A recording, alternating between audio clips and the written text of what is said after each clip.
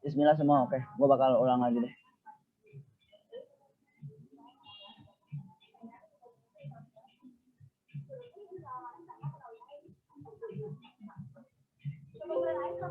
Ya.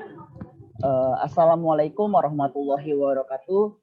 Shalom, Om Swastiastu, Namo Buddhaya. Salam sejahtera bagi kita semua. Halo teman-teman semua, rekan-rekan, dosen kami sekalian yang menyaksikan presentasi hari ini. Bahwasannya hari ini kami dari kelompok 6 akan memaparkan hasil presentasi dan kerjasama kami terkait analisa kasus putusan pengadilan mengenai perikatan. Di sini kami menganalisis kasus putusan nomor 28/PDT titik G / 2017 PN. Nah, di sini tentunya kami akan memperkenalkan beberapa anggota dari kelompok 6 itu sendiri. Yang pertama itu ada ketua saya sendiri, Ijaz Al-Hadi, dengan NIM akhir 259. Kemudian dilanjutkan dengan anggota kami yang pertama ada Gideon Aprilian Sigete dengan NIM akhir 235. Kemudian di sini ada Haryo Setio Aji Bagaskoro dengan NIM akhir 248. Kemudian di sini ada Izzat Baltazar Hamonangan dengan NIM akhir 283. Dan kemudian ada anggota kami Zeni Fiona Magienggung dengan NIM akhir 290. Oke, baik, untuk mempersingkat waktu, saya akan memaparkan hal utama dari analisa kasus ini. Ya, tentu awal dari sebuah perikatan tentu harus diawali dengan adanya latar belakang bagaimana suatu perjanjian itu bisa dibuat. Tentunya hal ini tidak lepas dengan suatu perikatan. Jika diibaratkan, perikatan diartikan sebagai suatu hubungan hukum yang mengenai kekayaan harta benda antara dua orang atau lebih yang melahirkan hak dan kewajiban untuk menunjukkan suatu barang atau mengklasifikasikan suatu barang itu tersebut. Barang itu bisa berupa jasa maupun barang itu sendiri. Nah, hal ini mengacu pada pasal 1233 KUH Perdata. Perikatan dapat terjadi karena adanya suatu perjanjian maupun suatu peraturan perundang-undangan yang dibuat pada dasarnya sebagai suatu hal yang mengikat untuk dapat dijadikan suatu tentunya sebagai suatu pengklasifikasian dalam perikatan itu sendiri. Kemudian seperti halnya jika telah terjadi suatu perjanjian yang telah mengikat, perjanjian tersebut tidak serta-merta dapat ditarik kembali jika tidak adanya kesepakatan antara kedua belah pihak atau lebih. Nah, tentunya ini terkait dengan perjanjian tersebut. Tentunya perjanjian juga harus ditentukan atau dijalankan sesuai dengan asas itikat baik dan hal tersebut akan dilindungi oleh peraturan perundang-undangan yang telah diatur. Namun termasuk juga dalam perjanjian jual beli salah satunya yang ini tentunya sangat berkaitan erat dengan masyarakat karena tentunya suatu pola hidup masyarakat, tempat tinggal masyarakat, bagaimana masyarakat itu melakukan suatu kegiatan sosial yang tentunya memiliki keterikatan, bahkan memiliki suatu hubungan dengan adanya perjanjian maupun perikatan itu sendiri. Nah, namun di satu sisi ada beberapa problem yang terjadi di tengah masyarakat tentunya, namun pada kenyataannya kan dalam hal suatu perikatan atau perjanjian ada kedua belah pihak sepakat untuk mengikat dirinya dan tunduk kepada ketentuan-ketentuan yang ada dalam perjanjian maupun perikatan. Nah, namun di satu sisi kadang juga kedua belah pihak ini nggak memenuhi prestasi yang sudah disepakati. Artinya nggak memenuhi suatu perjanjian yang telah diperjanjikan oleh masing-masing orang yang membuat suatu kesepakatan itu sendiri. Tentunya kan ini ada suatu hal ingkar janji atau disebutkan prestasi itu sendiri kan. Nah, seperti halnya yang terjadi pada analisa kasus ini, hal ini bisa disebut jelas akan menimbulkan suatu sengketa. Tentunya dalam sengketa ini dapat diartikan sebagai suatu konflik di dalam masyarakat yang diakibatkan adanya suatu hal. Di dalamnya di perikatan terjadinya sengketa tidak jauh oleh adanya waran prestasi yang telah saya sebutkan tadi. Nah, mungkin dari beberapa hal yang terjadi, ada beberapa jenis-jenis dari waran prestasi itu sendiri, bahkan bentuknya sendiri bagaimana. Mungkin ada yang akan saya paparkan ada 3 contoh. Di sini ada prestasi terpenuhi tetapi terlambat.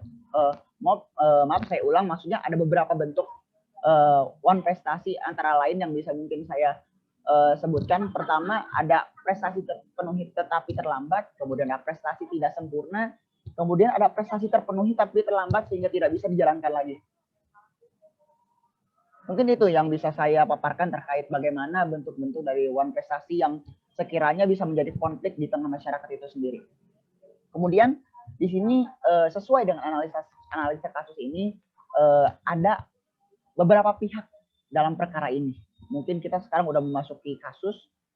Di sini pihak yang berperkara pada kasus putusan nomor 28 garis miring PDT titik J garis miring 2017 PN dalam hal ini ialah Insinyur Haryono Kusumo master manajemen selaku penggugat, lalu memberikan kuasanya kepada beberapa pihak. Di sini ada Ahmad Fahrus, Musyafah Ahmad, Francisca, dan Dr. Ya, mungkin itu beberapa pihak yang melakukan suatu perkara di sini selaku penggugat. Kemudian di sini ada pihak tergugat, kemudian melawan di sini disebutkan Winarto selaku tergugat 1 dan RR Triworo Lestari selaku tergugat 2. Lalu di sini juga mereka melakukan kuasanya tentunya kepada pihak kuasa mereka, yaitu Wakianta MS Sarjana Hukum. Di sini pun dijelaskan juga beberapa saksi-saksi yang ada dalam perkara ini.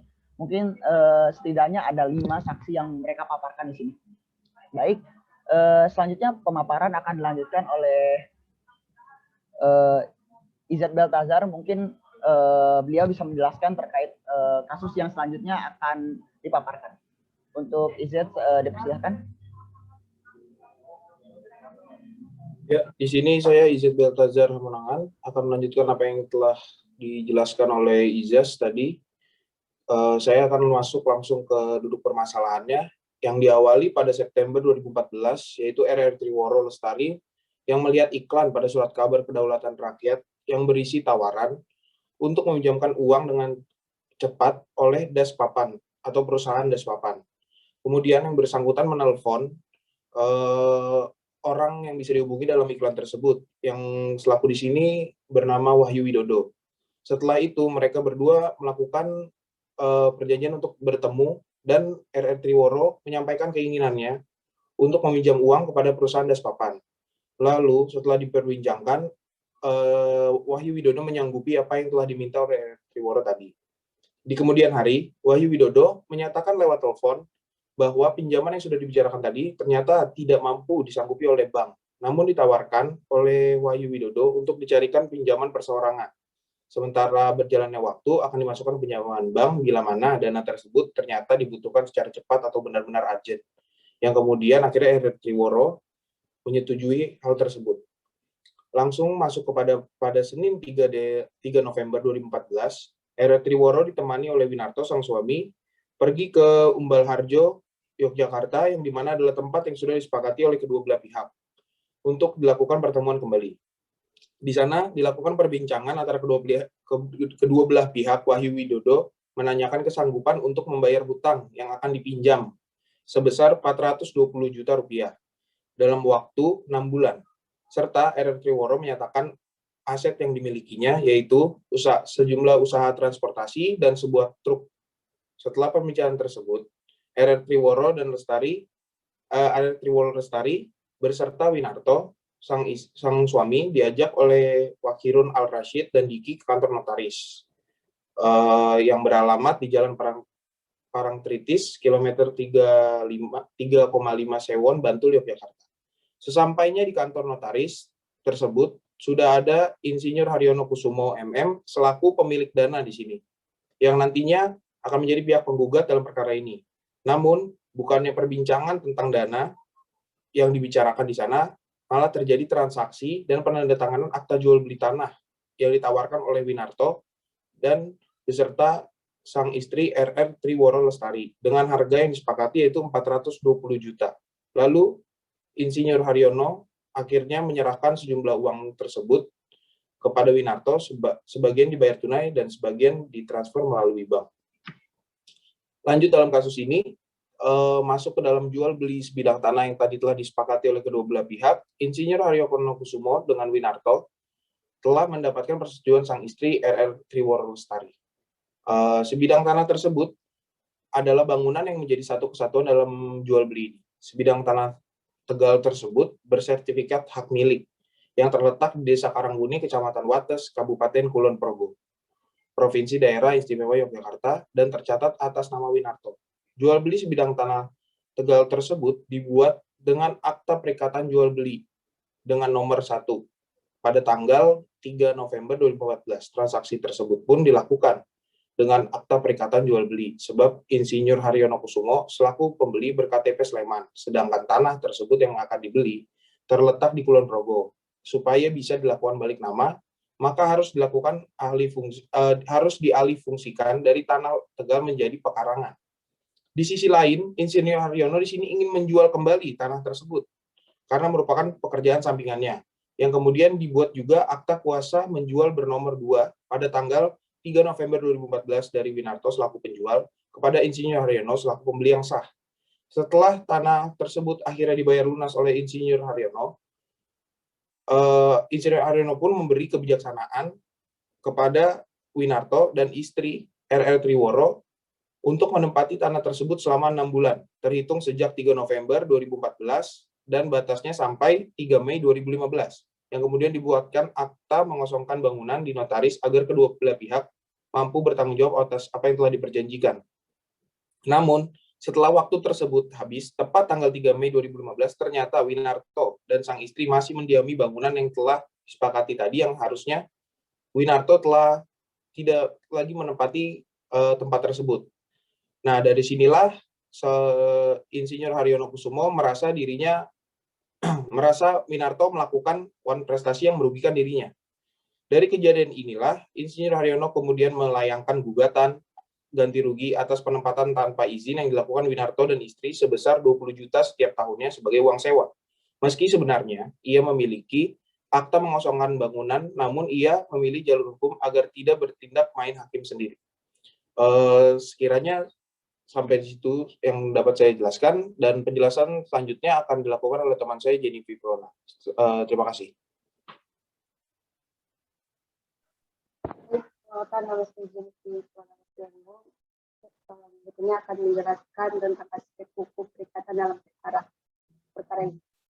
Dalam perkara ini terdapat berbagai aspek yang termasuk dalam aspek hukum perikatan. Perikatan sendiri dapat diartikan sebagai suatu hubungan hukum yang mengenai harta benda antara dua orang atau lebih yang melahirkan hak dan kewajiban untuk suatu barang. Dikarenakan adanya transaksi jual beli sehingga menimbulkan hak dan kewajiban pemegang hak yaitu Winarto dan pemegang kewajiban ialah Insinyur Haryono Kusumo MM.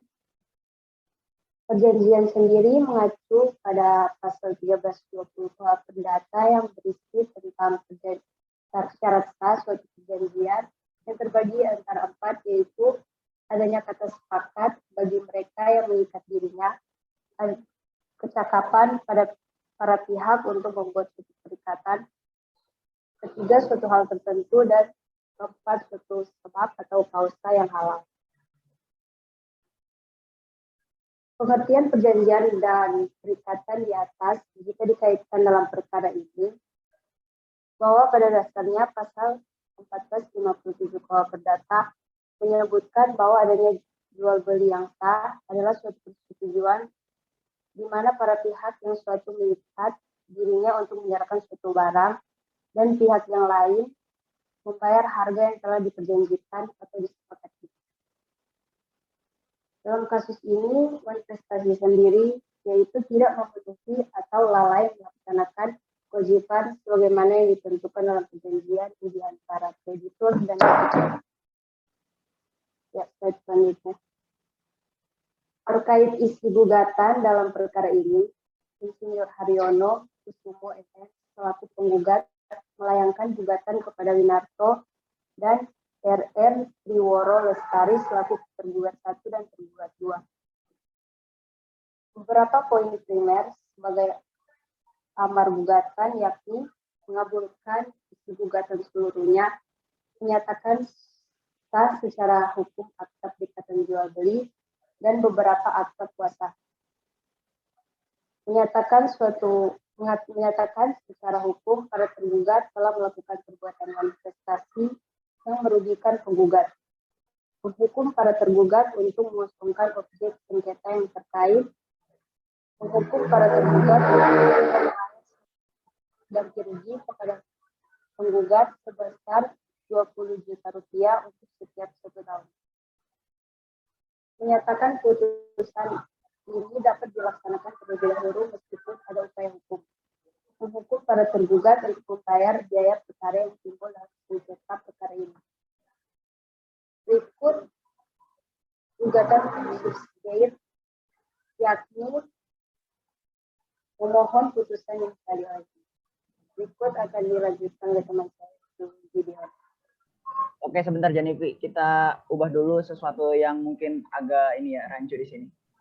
Untuk amar gugatan harusnya subsidiar ya. Sini. Sebentar.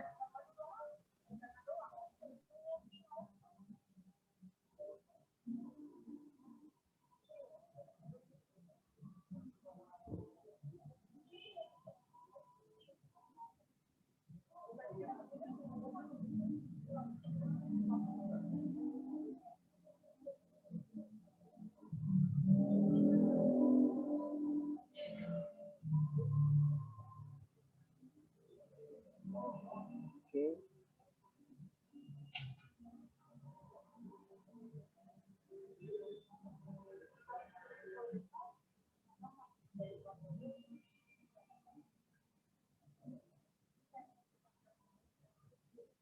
Oke, baik, boleh dilanjutkan, Janivi. Jadi ulang lagi. Diulang. Bisa dilanjutkan aja, nggak perlu diulang lagi. Udah sampai sih.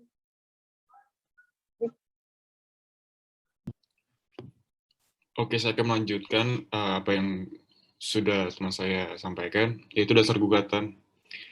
Dasar gugatan dilayangkan oleh Insinyur Haryono Kusumo selaku penggugat kepada Winarto dan RR, Triworo Lestari selaku tergugat 1 dan tergugat 2. Ialah sebagai berikut.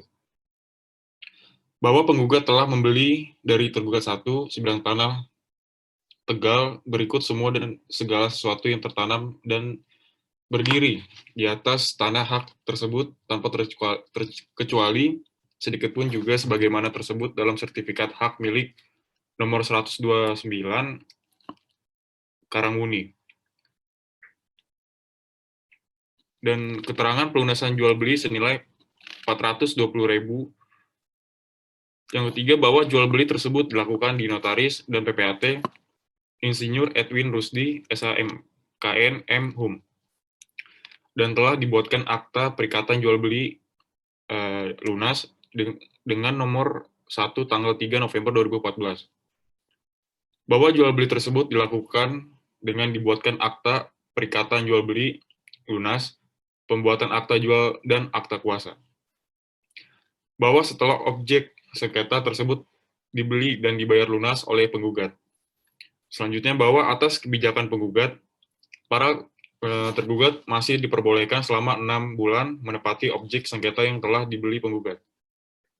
Bahwa setelah masa kebijakan menepati berakhir yakni tanggal 3 Mei 2015, penggugat meminta para tergugat untuk mengosongkan objek sengketa karena mau dibersihkan dan dicat ulang. Bahwa para tergugat hingga kini belum mau mengosongkan objek sengketa dan belum menyerahkan kepada penggugat adalah merupakan perbuatan wan prestasi yang merugikan penggugat. Bahwa kerugian penggugat atas wan prestasinya para tergugat adalah ganti rugi perempatan tanpa seizin penggugat, bahwa sesungguhnya dengan adanya akta kuasa pengosongan tersebut, penggugat bisa saja langsung melakukan pengosongan. Hanya saja penggugat khawatir dianggap melakukan perbuatan main hakim sendiri. Bahwa gugatan penggugat diajukan dengan alas hak dan bukti-bukti yang otentik, sehingga kami mohon terhadap putusannya dapat dinyatakan dijalankan terlebih dahulu meskipun adanya upaya hukum. Bahwa dikarenakan dalam proses hukum gugatan ini diperlukan biaya, maka kami mohon terhadap para tergugat dibebani untuk membayar biaya perkara. Selanjutnya ada putusan hakim. Berdasarkan berbagai pertimbangan hukum dalam perkara ini, maka dalam rapat permusyawaratan majelis hakim memutuskan sebagai berikut. Yang pertama, mengabulkan gugatan penggugat untuk sebagian. Yang kedua, menyatakan sah secara hukum atas akta perikatan jual beli lunas nomor 1 tanggal 3 November 2014 dan akta kuasa menjual nomor 2 tanggal 3 November 2014. Yang tiga, menyatakan secara hukum para tergugat telah melakukan perbuatan wan prestasi yang merugikan penggugat. Yang keempat, menghukum para tergugat untuk mengosongkan objek sengket. Yang kelima, ada menolak gugatan penggugat untuk selebihnya. Yang kelima, menghukum tergugat untuk membayar biaya perkara sejumlah Rp2.099.000.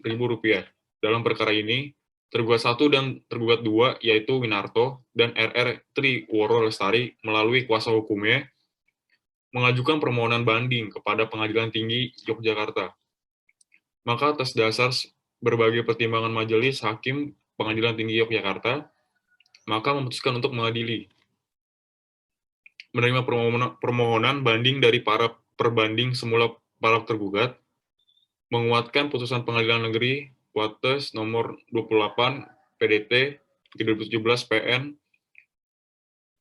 Wat tanggal 30 Juli 2018 yang dimohonkan banding tersebut. Menghukum para pembanding semula para tergugat untuk membayar biaya perkara yang timbul dalam 2 tingkat pengadilan. Untuk tingkat banding ditetapkan sebesar Rp150.000. Selanjutnya, para pihak tergugat melakukan upaya hukum lainnya, yaitu melakukan permohonan kasasi melalui kuasa hukumnya. Para pemohon kasasi meminta agar menerima dan mengabulkan permohonan kasasi para pemohon kasasi dan membatalkan putusan Pengadilan Tinggi Yogyakarta tertanggal 1 November 2018. Dalam perkara nomor 107 PDT 2018 PT YKK, dan memohon majelis hakim untuk mengadili sendiri perkara ini dengan putusan seadil-adilnya.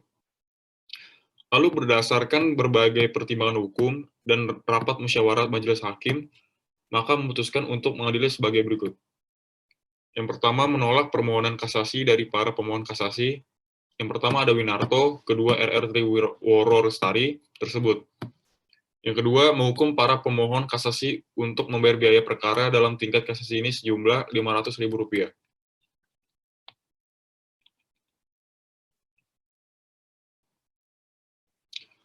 Pertimbangan hukum.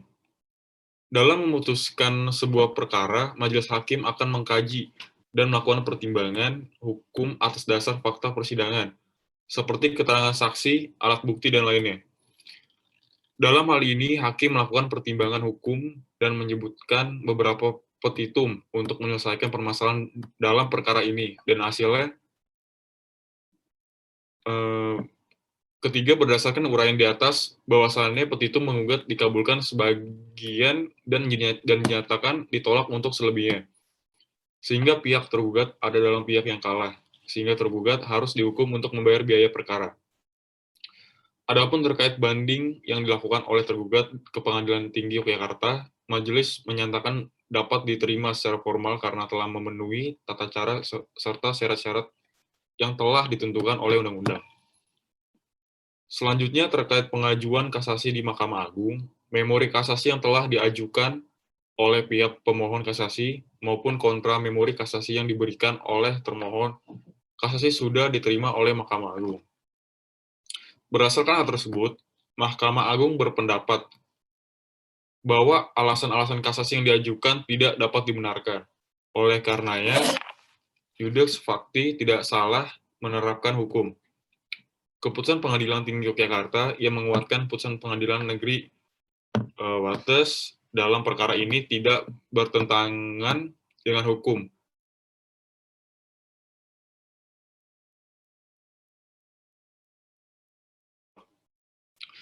Selanjutnya akan dilanjutkan oleh teman saya, Bagas Haryo.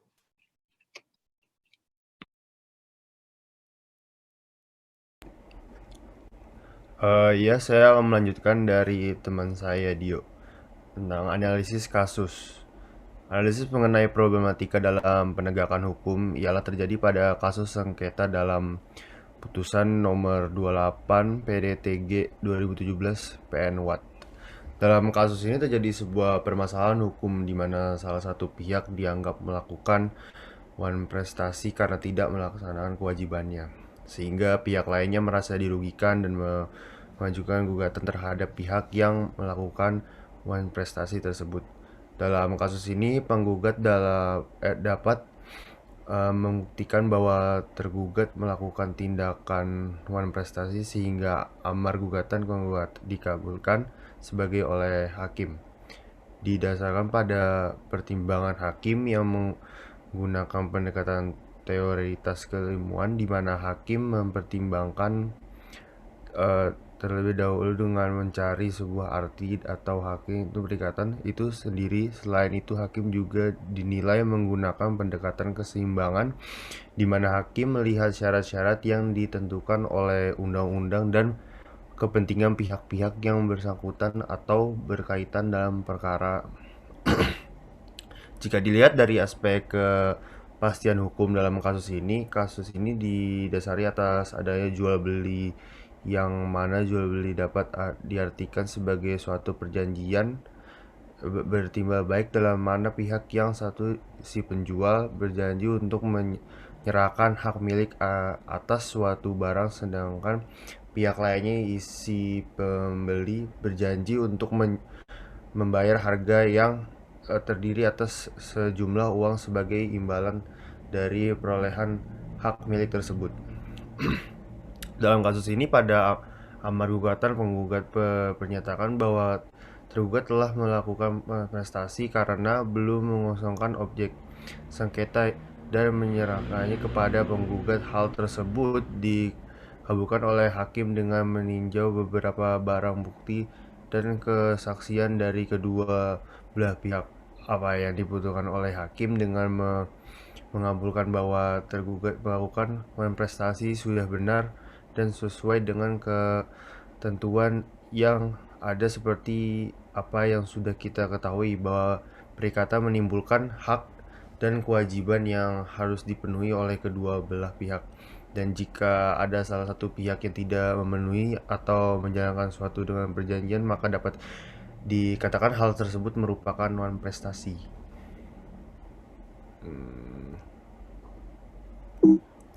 Hakim meninjau pasal 1338 KUH Perdata, di mana para pihak harus tunduk atas apa yang diperjanjikan atau dalam asas hukum umum berbunyi asas pacta sunt servanda dalam perjanjian antara penggugat dan tergugat.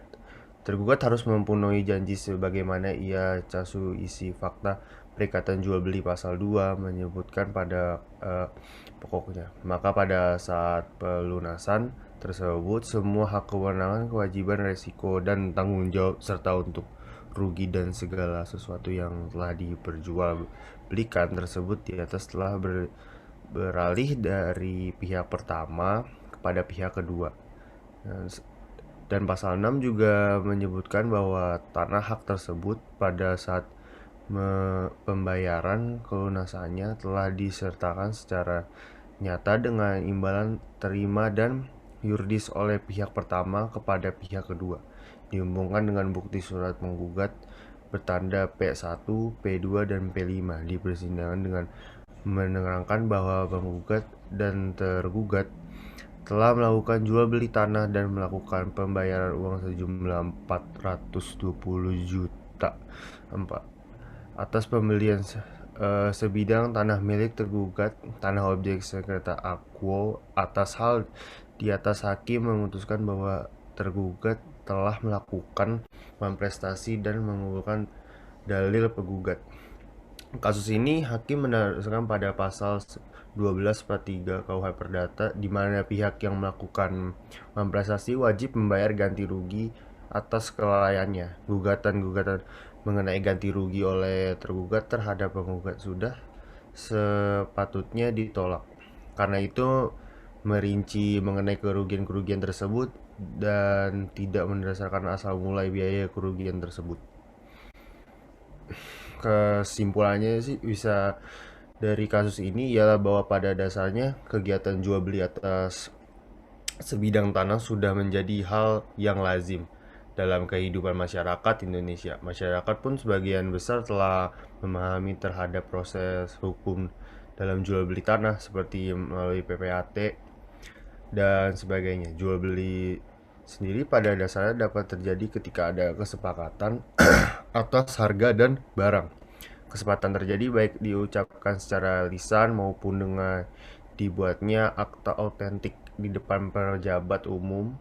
Berdasarkan hal tersebut, maka jual beli masuk dalam suatu perjanjian yang mana Yuk, cukup. berlaku Yuk, asal. cukup. Yuk.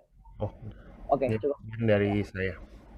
Oke, terima kasih Haryo terkait beberapa hal yang dipaparkan tadi. Jadi untuk mengakhiri suatu pemaparan kita, tentunya diakhiri dengan kesimpulan pada dasarnya kan kegiatan jual beli sebenarnya kan merupakan suatu hal yang lazim dilakukan oleh masyarakat tentunya dalam barang dan dalam hal barang dan jasa. Tentunya di sini dalam jual beli sebuah tanah.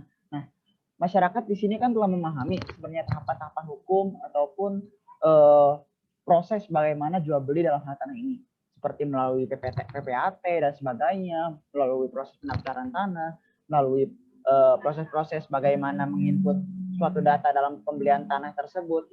Namun pada dasarnya di masyarakat sendiri itu masyarakat belum mengerti bagaimana proses pembentukan suatu perjanjian itu sendiri, yang dimana berlaku suatu asas-asas hukum perjanjian seperti asas konsensualisme, asas kebebasan berkontrak, asas hukum fakta susar panda, dan beberapa lainnya. Nah, di sini perikatan tentunya memberikan suatu capaian ataupun hal yang dapat membantu masyarakat untuk membantu kedua belah pihak, tentunya menimbulkan hak dan kewajiban yang harusnya dilaksanakan dalam suatu perjanjian ataupun perikatan.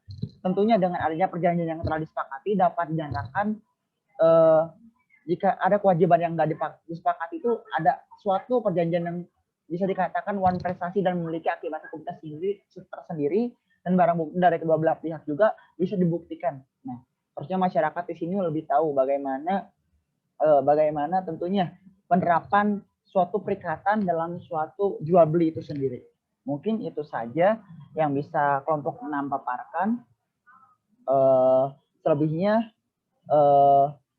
mohon dimaafkan apabila masih banyak kekurangan dalam pemaparan kali ini. Kami dari kelompok 6 sangat menerima komentar, kritik maupun suatu pendapat yang sifatnya membangun, tentunya untuk kebaikan, untuk pembenahan dari pemaparan kami itu sendiri. Kurang lebihnya bisa disampaikan secara pribadi maupun nanti secara opsional di presentasi YouTube kami juga di komentarnya, sekiranya untuk melakukan perkembangan bagaimana kami mengkoreksi suatu kesalahan kami. Sekian, wassalamualaikum warahmatullahi wabarakatuh. Shalom, Om Santi Santi Om. Salam sejahtera bagi kita semua. Untuk